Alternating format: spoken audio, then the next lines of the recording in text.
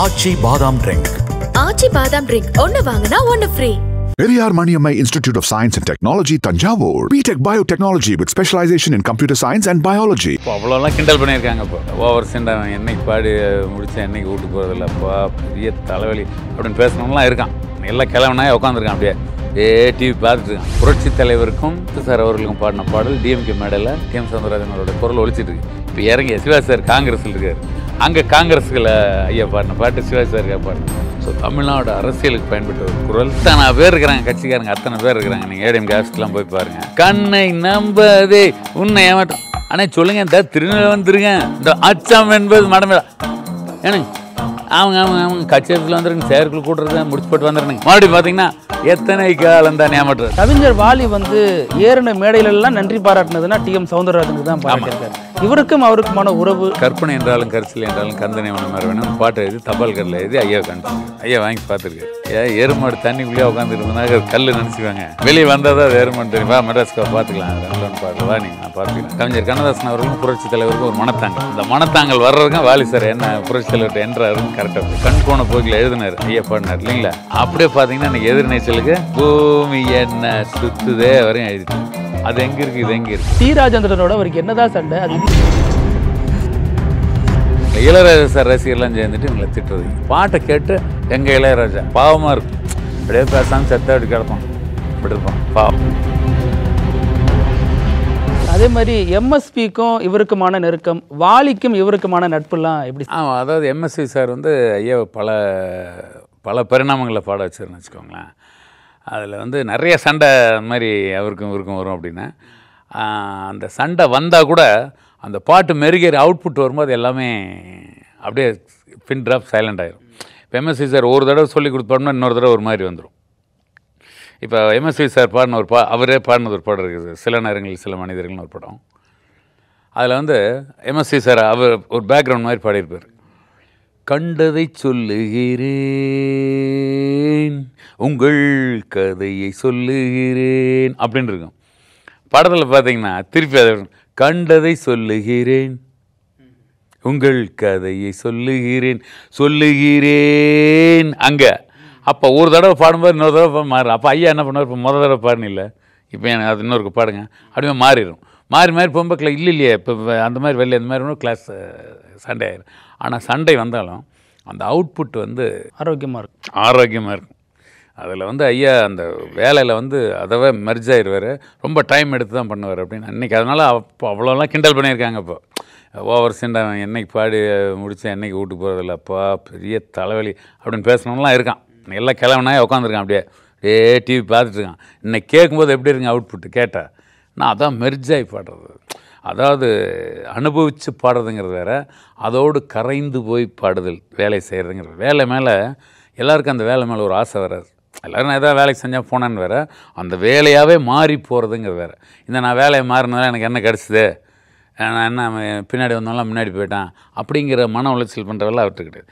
என் வேலையை நான் செஞ்சுருக்கிறேன் கரெக்டாக அப்படிங்கிறது அவ்வளோ டெடிக்கேட்டாக. அது நம்ம நல்லா உள்ளே ஊடுருவி போய் பார்த்திங்கன்னா உலகத்துலேயும் யாரும் பண்ண முடியாது.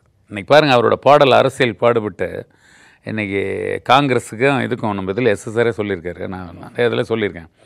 புரட்சி தலைவருக்கும் நம்ம எஸ்எஸ்ஆர் அவர்களுக்கும் பாடின பாடல் டிஎம்கே மேடையில் போட்டுட்ருப்பாங்க. போய் பேசுகிறாங்க, புரட்சி தலைவர் பேசுகிறார், டிஎம்கேல இருக்கார் பேசுகிறாரு. வர்றதுக்கு முன்னாடி பாட்டு சத்தம் போட்டு கிராமமெல்லாம் பாடிட்டு கத்துன்னு கத்துறாரு. டிஎம் சவுந்தரராஜனோட குரல் ஒழிச்சிட்ருக்கு. இப்போ இறங்கியாச்சு, கிளம்பி போகிறாங்க, மறுபடியும் பாட்டு போடுறாங்க. அப்படியே போகும்போது ஆப்போசிட்டில் காங்கிரஸ், சிவாஜி சார் காங்கிரஸில் இருக்கார். அங்கே காங்கிரஸுகளை ஐயா பாடின பாட்டு சிவாஜி சாருக்காக பாடினது. ஸோ தமிழ்நாடு அரசியலுக்கு பயன்பட்ட ஒரு குரல், பக்திக்கு பயன்பட்ட குரல், பகுத்தறிவுக்கு பயன்பட்ட குரல், திராவிட இனத்துக்கு பயன்பட்ட குரல். எப்படியோ அதை தவறி அப்படி தப்பிச்சு இன்றைக்கி மாண்புமிகு தமிழ் முதல்வர் அவர்கள் மூலமாக கடுமையான நிறைய எதிர்ப்பை இதெல்லாம் தாண்டி அந்த காலம் அந்த சிலையை மதுரையில் வெண்கல குருவன் வெண்கல சிலை, அது முத்தமிழ் சங்கம் பிறந்த ஊர்லேயே, அவர் பிறந்த ஊருங்கிறத முத்தமிழ் சங்கம் வளர்த்த இடத்துல அது அமைஞ்சது பாருங்கள். பொருத்தமான உண்மையாக உழைத்த எதுவுமே வீணாகுது. நமக்கு பொறுமை பத்துறதில்ல. நல்ல வேலை செஞ்சு நான் இவ்வளோ பொறுமையாக இருக்க முடியாது. அதனால் அவர் எல்லா இடத்துலையும் எனக்கு பாராட்டு விழா செய்யலைன்னு சொன்னாரே தவிர எம்ஜிஆர் எனக்கு எதுவும் செய்யலை அப்படி கேட்டதே கிடையாது. கை நீட்டி போய் 10 ரூபா யார்ட்டையும் கேட்டது கிடையாது. அவர் போய் நின்றுருந்தாருன்னா, புரட்சி தலைவர் நின்றுருந்தாருன்னா அவங்களாம் யாராவது இருந்திருப்பாங்களா? இன்றைக்கி பெரிய ஆளாக இருக்கிறாங்களா? அவங்களாம் யாராவது இருந்திருப்பாங்களா? இன்றைக்கி ஒரு காலேஜ் வச்சுருக்கிறவங்களாட்டும் எவ்வளோ பேர் புரட்சி தலைவர் ரசிகர் இருக்கிறாங்க. இல்லை, கேட்காம இருக்கிறது இவரது பெருந்தன்மையாக இருக்கலாம், கேட்காம இருந்தாலும் செஞ்சுருக்கணுமே அப்படிங்கிறதா இன்றைக்கும் டிஎம்எஸ் ஆதரவாளர்கள் பலரும் சொல்கிறாங்க. அது நம்ம ஒன்றும் சொல்ல முடியாது, அது அங்கேருந்து வந்திருக்கணும். இப்போ இத்தனை பேர் இருக்கிறாங்க, கட்சிக்காரங்க அத்தனை பேர் இருக்கிறாங்க. நீங்கள் ஏடிஎம் கேஸ்ட்லாம் போய் பாருங்கள், டக்குன்னு அப்படி ஃபோன் எடுப்பாங்க, கண்ணை நம்பதே உன்னை ஏமாற்றம். ஆனால் சொல்லுங்கள், இந்த திருநெல்வேலி வந்துருங்க, கட்சி ஆஃபீஸில் ஏடிஎம்கே ஆஃபீஸ் முன்னாடி செயற்குழு கூட்டம் முடிச்சு வந்துடுறேன் வச்சுருவோம். இந்த அச்சம் என்பது மடமேடா ஏனுங்க, அவங்க கட்சி ஆஃபீஸில் வந்துருங்க, செயற்குழு கூட்டுறது முடிச்சு போட்டு வந்துடுறேனுங்க. ஆமாம் இபிஎஸ் வந்துட்டு இருக்கிறாங்க, பார்த்து போட்டு வந்துடுறேங்க வச்சிடணுங்க. மறுபடியும் பார்த்தீங்கன்னா எத்தனை காலம் தான் ஏமாற்றுறது ஒழிச்சிட்டு இருக்குது, உலகமெல்லாம் ஒழிச்சிட்டு இருக்குது, இன்றைக்கும் ஒழித்து கொண்டிருக்கிறது. இந்த ஒழித்தவன் என்ன ஆனான் அப்படிங்கிறத பற்றி இங்கே ஒரு விஜயராஜ் தான் ஓடிட்டுருக்குறாரு.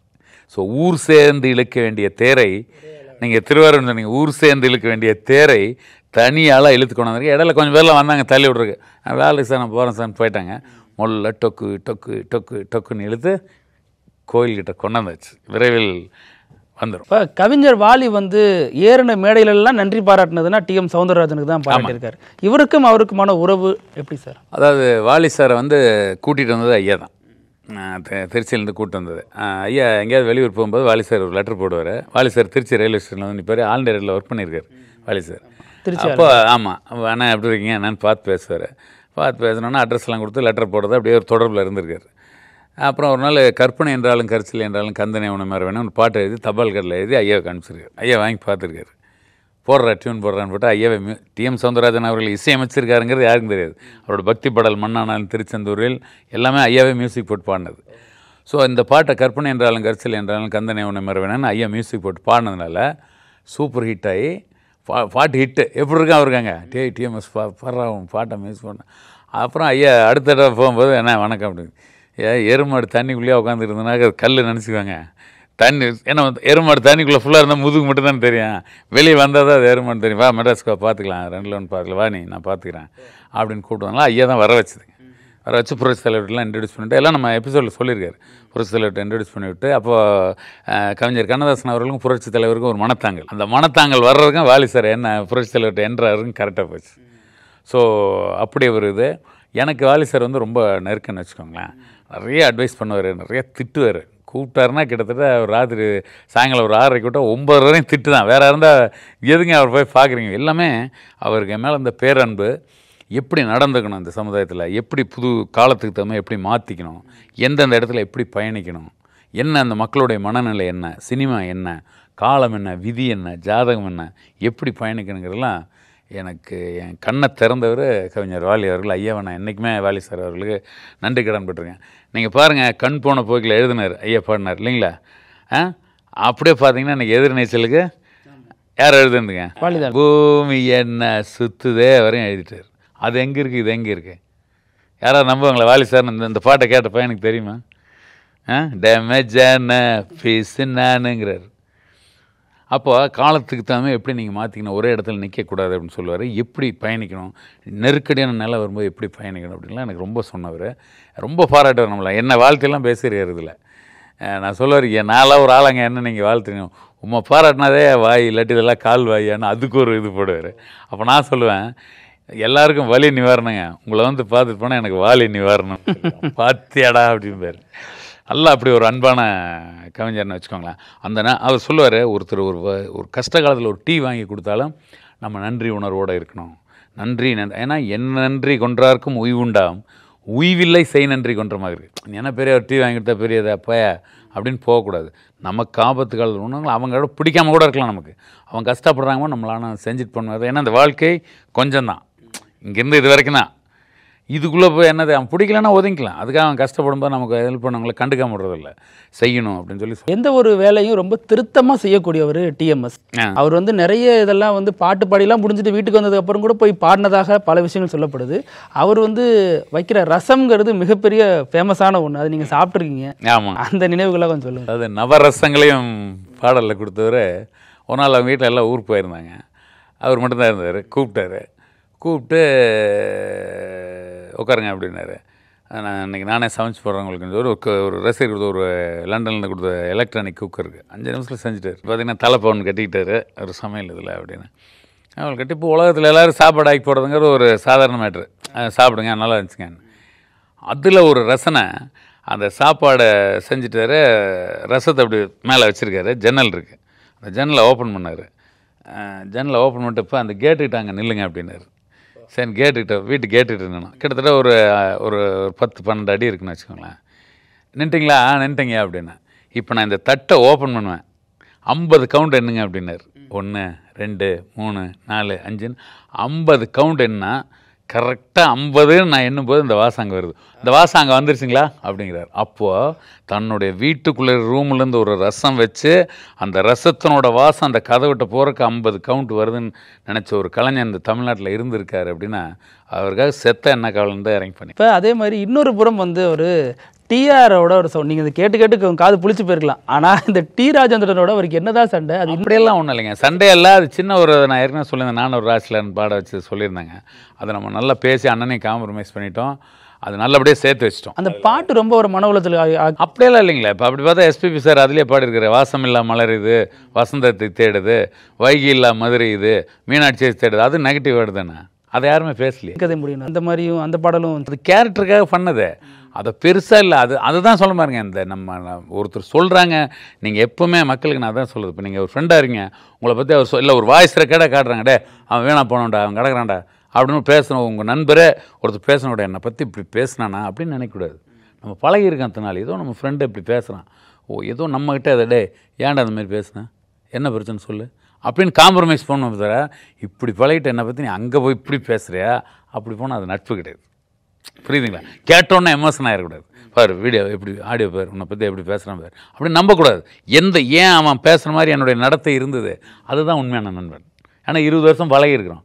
ஒரு நாள் எவனோ ஒருத்தன் வாய்ஸ் ரெக்கார்ட் பண்ணி தூக்கி போட்டால் அப்போ என்ன அர்த்தம்? விடக்கூடாது. நட்புக்குள்ளே இன்னொரு ஆளை விடக்கூடாது. யாரையுமே, குழந்தைங்களாகட்டும் பசங்களாகட்டும், நம்ம விட்டு கொடுக்கூடாது. இன்னொருத்தன் உள்ள நுழைய விடக்கூடாது. அந்த மாதிரி இல்லாமல் இந்த பாட்டை அப்படி சொல்லியிருந்தாங்க. எத்தனை பாட்டு இப்போ அந்த மாதிரி நெகட்டிவாக இருக்குதுங்க, ஏகப்பட்ட வரிகள் இருக்குது. இப்போ அது முன்னே சட்டி சுட்டதடா கை விட்டதடா பாடி இருக்கிறாரு. அப்போ அதுக்கு என்ன சொல்கிறதுங்க? அந்த 4 பேருக்கு நன்றி. இந்த பாட்டெலாம் 4 பேருக்கு நன்றி. புரட்சி தலைவருக்காக பாடினார். இது வந்து அந்த கேரக்டருக்காக பண்ணது பெருசாக பேசப்பட்டு, அதை போய் இந்த சிங்கப்பூர் டிவியில் கொடுத்துட்டு பாருங்க, நெட்டில் அதையே எடுத்து போட்டுக்கிட்டு என்ன பாடம் இன்னைய வரைக்கும் அது பேசப்பட்டுட்டே ஒரு நம்மளுக்கு வந்ததுன்னா எல்லாம் அடங்கிடும்.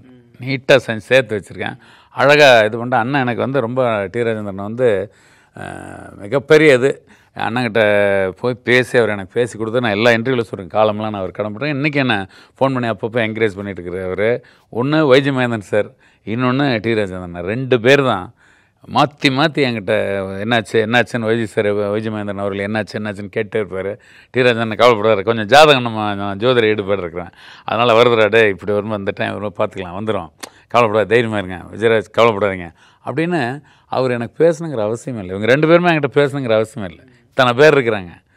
ஸோ இந்த டிஎம் சௌந்தரராஜன் அவர்கள் ரசிகர்கள் எல்லாமே என்னென்னா நமக்கு ஏதோ பிடிச்சதுங்கிறதுக்காக இளையராஜா சார் திட்டுறது.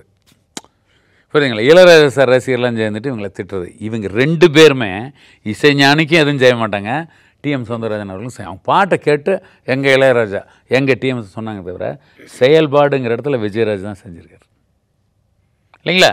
இன்றைக்கி சேர்த்தாச்சு. இன்றைக்கி தோளில் கைப்பற்றிருக்கிற ஃபோட்டோ யாருதுங்க? என் ஃபோட்டோ இது நெட்டில் எல்லாம் இருக்கிறது. நான் அதுக்கு ரைட்ஸ் எல்லாம் கேட்கல. ஜென்மத்துக்கு நான் அந்த வேலைலாம் செய்யவே மாட்டேங்க. ஏன் ஃபோட்டோ இல்லை சார் டிஎம்எஸ் இருக்குது, இதுக்கு எனக்கு ஒரு 2 கோடி கொடுக்குறியா? கொடுக்க மாட்டேன். ஏன்னா வாழ்வு நிச்சயம் நினச்சிடும் வாரி கூச்சிட்டு இருக்கிறாங்க. நான் மரணம் நிச்சயம் வாழ்ந்துட்டுருக்கிறேன். இதிலிருந்து இது வரைக்கும் எப்படி இருந்தாலும் நான் டைரக்டர் ஆனாலும் கடவுளை என்னை கொண்டு விடுவான், நான் டாட்டா பிர்லா ஆனாலும் என்னை கொண்டு விடுவான். இன்னும் தமிழ்நாட்டே வேலைக்கு வாங்கிட்டார் விஜயராஜனாலும் கடவுளை என்னை கொல்றது உறுதி. ஸோ இவங்க ஒரு கனவுல இருக்கிறாங்க, ஒரு 700 வருஷம் இருக்கிற மாதிரி. நான் பார்த்திங்கன்னா விவரமாக அங்கே அப்படி பார்த்து இப்படி பார்த்து பார்த்திங்கன்னா அப்படி தூந்து அடித்து இந்த வயசுக்குள்ளே செட்டில் ஆகி அப்படின்னு பேசிட்டான். பாவமாக இருக்கும். அப்படியே பேசாமல் செத்த அப்படி கிடப்பான், இப்படி இருப்பான் பாவம். அதனால் அதற்குள் நம்ம என்ன பண்ணிங்கிற இடத்துல என்னோட கவனம். செம்மொழி பாடலுக்கு வந்து ரஹ்மான் இவரை முதல் பாடகராக அவர் தான் பாடியிருப்பார் அந்த வீடியோவில், தமிழ் மொழியான. ஆமாங்க. அந்த இதுக்கப்புறம் ரஹ்மான் வந்து வேறு எங்கேயுமே ஒரு பயன்படுத்தலை அப்படிங்கிறது இன்றைக்கு வரைக்கும். இல்லை சார், அதுக்குள்ளே ஐயா உடம்பு சரியில்லாமல் போயிடுச்சுங்களே. ரஹ்மான் சார் நான் தான் அந்த இன்டர்வியூ கூட்டிகிட்டு போயிருந்தேன். என் ஃப்ரெண்டு சிவாங்கிறவர் தான் சவுண்ட் இன்ஜினியர். அதற்கு முன்னாடியும் எங்கேயும் பயன்படுத்தலை அவரை. அதான் சார், இந்த மிஸ்டேக் தான். பாட மாட்டார், வந்தால் திட்டுவார், அப்படி இப்படி அந்த மிஸ்டேக். அதுதான் சொல்கிறது. பெரிய ஆட்களே வந்து சார் அதுதான் எப்போவுமே நீங்கள் இப்போ நீங்கள் விஜயராஜ் அப்படின்னா நீங்கள் வந்து என்னை பார்க்கணும். ஒரு நிகழ்வாட்டு நீங்கள் பண்ணீங்க, நீங்கள் நேரில் வந்து உங்கள்கிட்ட நான் எப்படி இருக்கேங்கிறீங்க, பல பேர்கிட்ட நான் பல மாதிரி இருக்கலாம், உங்கள்கிட்ட நான் எப்படி இருக்கேன்னு பார்க்கணும்.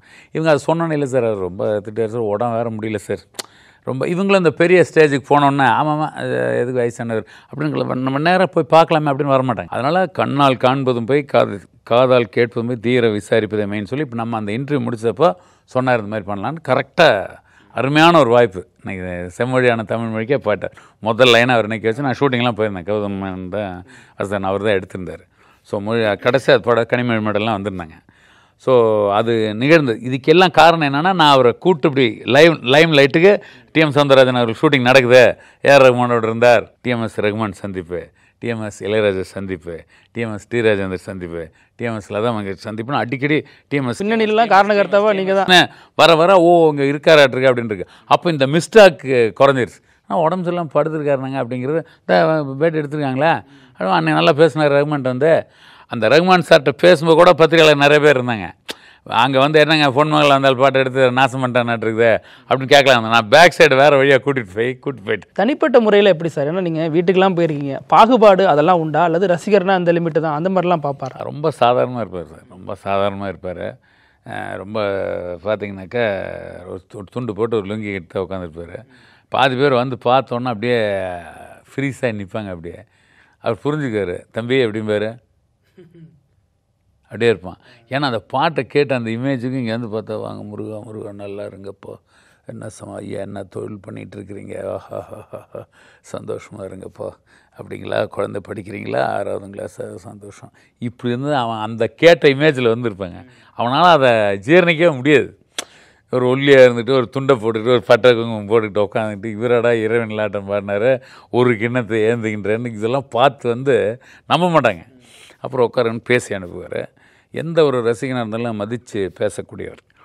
அவர் ஆரம்ப காலத்தில் நிறைய பேருக்கு, சில பேருக்கெல்லாம் உதவி பண்ணி பண விஷயங்கள்லாம் நிறைய ஏமாந்துட்டார், நிறைய ஏமாற்றிருக்காங்க அவர். அதனால் காசு விஷயத்தில் ரொம்ப கராராக இருந்தார்னு வச்சுக்கோங்களேன். உதாரணத்துக்கு நானே இப்போ ஒரு ஃபஸ்ட்டு ஒரு 13 எபிசோடு ஒரு மாதிரி பண்ணோம். அதில் என்னுடைய நண்பர் ஒருத்தர் வந்து அப்போது ஒரு நாளைக்கு வந்தார்னா ஐயாவுக்கு ஒரு 10,000 ரூபா கொடுத்துர்லாம். அதுக்கு நீங்கள் பாருங்கள் இந்த சமுதாயத்தினோட இது அப்படின்னு. அவரை வச்சு சீரியல் பண்ணுறோம், அவருக்கு அது காசு கொடுக்குறத மூளையில் உட்காந்துருக்காரியா, அவரை போய் மெனக்கிட்ட எடுக்கிறீங்களே, என்ன நம்ம இலவச சேவை பண்ணுறோமா, நம்ம எடுத்து போட்டு காசு சம்பாதிக்கிறோம்ல, போனோன்னா கொடுத்துடலாம். ஆனால் நம்ம 10,000 ரூபா கொடுத்து ஒரு நாளைக்கு எடுக்கிறது எத்தனை எபிசோடு வருது இல்லைங்களா, அது நம்ம எடுக்கிறோம். அப்படிலாம் டெஸ்ட் பண்ணாங்க. அதில் அந்த பையன் ஏற்கனவே முதல்ல வந்து ஒரு தயாரிப்பில் அந்த பையன் பணம்லாம் கொடுக்க மாட்டேன் கோளாறு பண்ணி பெரியதாச்சு. அதுக்கப்புறம் நம்ம 2வது நான் இதை ஆரம்பிக்கும் போது கொடுத்தேன்னு வச்சுங்களேன். அதனால் அவர் காசு வச்சு கல்லுங்கொனியன்னு ஒரு படம் எடுத்து அப்போ அந்த காலத்துலேயே 1 லட்ச ரூபா லாஸ் ஆகிருக்காரு சொந்த படம் எடுத்து. ஸோ ஏமாற்றப்பட்டதனோட விலை ரொம்ப அந்த இடத்துல பயமாக ரொம்ப இதாக இருந்தார் என்கிட்ட. அதுக்கப்புறம் நான் அந்த விஷயத்தில் கடுகளவு கூட அந்த பண விஷயங்களில் ரொம்ப ஃப்ரீயாக இருந்ததுனால அவருக்கு அவரும் பயணிக்க ரொம்ப வசதியாச்சு. ஏதோ ஒரு ஆத்திர அவசர காசு கேட்குறதோ, கஷ்டப்பட்டுருக்கீங்களா கேட்பார், ஏதோ வேணால் கேளுங்க நான் காசு தர முடியும். இவங்களாம் இவ்வளோ சில டைம் பணம் ரொம்ப டைட் ஆகும், இவ்வளோ கஷ்டப்படுறீங்களா கொடுத்தானே அந்த. அதாவது நமக்கும் அவருக்கான உறவை வந்து வேறு மாதிரி பார்க்க வைக்கிறது. இவன் 10 ரூபா நமக்கு தரவும் மாட்டான். ஆனால் இதெல்லாம் நீங்கள் தெரிஞ்சுக்கணும். டிஸ்ட் பண்ணுறது அவர் வச்சு பண்ணுறீங்களா, கொடுக்கலாம்ல, வச்சுருக்காருல. அப்படி நம்ம ரஜினி சார் வச்சு படம் பண்ணுறோம் சார், ஃபைனான்ஸ் பண்ணுங்கன்னா போடுவார் ஒழுங்காக கொடுத்து பண்ணுறோம்ல. அவர் கூப்பிட்டு பண்ண சொன்னால் சொல்லலாம், டிஎம்எஸ்ஏவே கூப்பிட்டு நீங்கள் எனக்கு சீரியல் பண்ணுங்கன்னா நம்ம கேட்கலாம். சும்மா இருந்தாலும் அந்த கூப்பிட்டாரு அப்படி இப்படின்னு பேசலாம். அப்படிலாம் ட்விஸ்ட் பண்ணாங்க. நாங்கள் அதையும் மீறி சொல்கிறோங்களே, தெய்வீக காதல் அப்படிங்கிற டீப்பாக இருந்ததுனால அந்த பேரன்புக்கு முன்னால் எல்லா துரோகம், எவ்வளோ இடைஞ்சல்கள் எல்லாமே எரிஞ்சு சாம்பலை போச்சு பயணிச்சுட்டார். அவர் இருந்தப்பவே நீங்கள் இந்த டாக்குமெண்ட் பண்ணுங்கிற சிந்தனை உங்களுக்கு வந்துடுச்சு, அவரை வச்சே பல விஷயங்கள் பண்ணிட்டீங்க. அதற்கு அவருடைய ரியாக்ஷன் என்னவா இருந்துச்சு? ஏன்னா உங்களுக்கு முன்னாடி யாரும் போய்ட்டு அவர் அப்ரோச் பண்ணாங்களா அந்த மாதிரி ஒரு டாக்குமெண்ட்? எல்லாம் வந்து பார்த்தாங்க, ஒரு 2-3 பேர் வந்து பண்ணாங்க. ஒருத்தர் பையன் நாராயணன் பையன் கூட இருந்திருக்கான். அவங்க போய் ஜெயசித்ரா மேடம் நடிகை அவங்கள வச்சு ஏவிஎம்மில் ஒரு நாள் ஷூட்டிங் எடுத்து சும்மா அப்படியே தோட்டத்தில் ஐயா எங்கேப்பா நீங்கள் எங்கே படிச்சுன்னு கேட்டால் அப்படியே ட்ராப். அதுக்கப்புறம் வேறு யாரோ ஒருத்தர் சொன்னார், அவர் எடுத்துகிட்டு போய் எங்கே தோட்டத்துக்குலாம் வச்சு எடுக்கிறேன் அப்படி இப்படின்னு எடுத்து ட்ராப். இந்த மாதிரி யாரும் டீப் ஐடியா பண்ணல, யாரும் பண்ணவும் மாட்டாங்க. சும்மா அதிகபட்சம் கார்டனில் எங்கேயாவது ஃப்ளவர் கார்டனில் வச்சுட்டு அதை பேசிக்கிட்டு ஆனால் அந்த மனப்பாடுற மாட்டுக்கிட்டே மாய வரேன் எப்படி பாருங்க இப்படி போவாங்களே தவிர இது ஒரு பயோகிராஃபி வித் இதாக பண்ணுங்கிறவங்க பிளான் பண்ணி நான் டீப்பாக பெரிய ரசிகனாக இருந்ததுனால தான் அது அவ்வளோ இதாக பண்ண முடியுது. 2வது ஐயாவோட பேரன் ஒருத்தர் இருக்கார், அவரை வச்சு இப்போ இந்த பசங்க பார்க்குறாங்க, யூத் பார்க்குறீங்க, அப்படின்னு வந்துடக்கூடாதுங்கிறதுக்காக அவர் லவ் பண்ண பொண்ணை பற்றிலாம் சொல்லியிருக்காரு. புரியுதுங்களா? அது நீங்கள் எபிசோடில் பார்த்துக்கோங்க. ஸோ அவங்க பேரன் ஒருத்தர் இருக்கார், சுந்தர்ன்ற பொண்ணோட மகன். அந்த பையனை மீஸில் எடுத்து விக்கு வச்சு பிளாக் அண்ட் ஒயிட்டில் லவ் பண்ண சீனில் எடுத்துட்டேன். அந்த விஷுவல் அவர் எப்படி கிரிட்டிசைஸ் பண்ணாங்க, என்ன பண்ணாங்க. ஸோ அன்றைக்கி லவ் அந்த ஒரு சோகமான பாடல் போகணும் அவளை மனசில் நினச்சிக்குவேன். நினச்சோன்னே என் மனசு வலிக்கும். ஆனால் மியூசிக் டேரக்டர் நினைப்பார், என்ன திண்டாட சொல்லி கொடுத்துருக்கேன், என்னண்ணே உண்மை நல்லா பாடுங்க அப்படின்னு மாதிரி சொல்லன்னு சொல்லுவார். நான் என் மனசை வலிக்க வைப்பேன் அப்படிம்பார் அந்த டியூன். அவள் இறங்குவாள். அவள் இறங்கினோன்னா அவளை நினச்சி அந்த சோகப்பட்ட மாதிரி பெயின், அந்த பெயினோடு அந்த டியூனோடு சேர்ந்துவோம் மூளையில் ஏறி தொண்டை வலி அப்படி இறங்கும்போது ஊராயிரம் பார்வையிலே அப்படின்னா ஓடப்போ. இன்னைக்கு போட்டு நைட்டு இன்னைக்கு போய் கேமராமேன் நீங்கள் எல்லாம் என்ன பண்ணுறீங்கன்னா ஹெட்ஃபோன் எடுத்து நைட் படுத்துட்டு ஓராயிரம் பார்வையில சொல்லியிருக்காருப்பா. போட்டு ஹெட்ஃபோன் எதுவும் பேசக்கூடாது, போட்டு அப்படி கண்ணில் மூடுங்க. எங்கள் ஐயா யாருன்னு உங்களுக்கு தெரியும். உங்கள் கூட பயணித்த பலரும் அடுத்து போயிட்டாங்க. இப்போ உங்கள் வீட்டில் இதை எப்படி பார்க்குறாங்க? ஏன்னா நீங்கள் இதனுடைய தொடர்ச்சியான பயணத்தில் தான் இன்னமும் இருக்கீங்க. ஆமாங்க. உங்களுக்கு சமூக அழுத்தம் அல்லது குடும்ப ரீதியான உறவு ரீதியான அழுத்தம் இதில் உறவினர்லாம் பேசாமல் ஆகிட்டாங்களே, இவன் இதோட முடிஞ்சு போயிட்டான்டான்னு நினச்சிட்டாங்க. அவ்வளோதான். நான் உறவினரை பொருட்படுத்தலைங்களே. இப்போ நீங்கள் லவ் பண்ணுற பொண்ணு இருக்கு, தெய்வீகமான காதலில் இருக்குது, அந்த பொண்ணு மட்டும் தான் உங்களுக்கு கண்ணுக்கு தெரியும், பாக்கி யாரும் கண்ணுக்கு தெரியலையே. அந்த மாதிரி எடுத்த சபதங்கிறது எடுத்த வேலையிலேருந்து பின் வாங்குதல்களே இருக்கக்கூடாது. ஆனால் நான் ஜோதிடம் படித்தவன் அப்படிங்கிறனால அது ஒரு பெரிய சப்போர்ட். இப்போ எப்படி சினிமாவுக்கு நான் ஸ்கிரிப்ட் உங்களுக்கு தெரியும், ஸ்கிரிப்ட் எழுதுறேன், முதல் சீன் ஆஸ்பத்திரி சீன், கேமராமேன் இங்கே வைப்பா, ஹாஸ்பிட்டல் யார்ப்பா, டாக்டரு, ஹீரோயின் படுத்துருக்காங்க, ஹீரோ வர்றாரு, இந்த சீனில் யார்ப்பா, ராமசாமி, நளினி ஹீரோயினை, இவங்க ஃபோட்டோ எடுக்கிறோம். அந்த மாதிரி இந்த சீனில் உறவினர் இவன் இதிலேருந்து இது வரைக்கும் ஜாதகத்தில் இருப்பான், இவன் போயிடுவான், இவன் ஃப்ரெண்டாக இருப்பான், இதிலேருந்து இந்த கிரகம் மாறும்போது இவன் போயிடுவான் அப்படிங்கிற சீக்ரெட் எனக்கு தெரிஞ்சதுனால பயணிக்கிறது ரொம்ப ஈஸியாக இருக்குது. ஸ்கிரிப்ட் முதல்ல தெரியும். அதனால் மனுஷங்க மேலே கோவம் இல்லாமல் போயிடுறீங்க. எப்படி கோவப்பட முடியும்? எய்தவன் இருக்க அம்ப எப்படி நோவுறது? இப்போ கேமராமேன் எடுத்துகிட்டு இருக்கார், என் முகம் இப்படி இருக்கு. கேமராமேனை போய் பார்த்து, என்னையா நீ கேமராமேனு அழகாக காட்டியா அப்படின்னா எப்படி காட்டும்? உள்ளதுதானே. முகம் என்னமோ அது காட்டும், விதி என்னமோ அது வாழ்க்கை காட்டும்.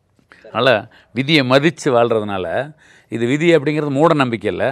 நீங்கள் வள்ளுவருடைய அறத்துப்பால் எண்டில் ஊழ்னு ஒரு அதிகாரம் வச்சுருக்காரு, அதை பாருங்கள், எல்லாமே போட்டிருப்பார். Everything in the hands of fate line அப்படின்ட்டு. நக்கீரன் டிவிக்கு சப்ஸ்கிரைப் செய்யுங்கள். உங்கள் ஆதரவே எங்கள் பலம். ஆசிரியர்களுக்கு நண்பனாகவும் மாணவர்களுக்கு ஆசானாகவும் திகழும் தேர்வு வழிகாட்டி. ஒவ்வொரு பாடத்திற்கும் அனுபவமிக்க ஆசிரியர்களின் துல்லியமான தெளிவான விடைகள். CNC இருக்கு, தேர்வு பயம் எதற்கு? இது தீரன் பப்ளிஷிங் ஹவுஸ் விற்பனை வெளியீடு.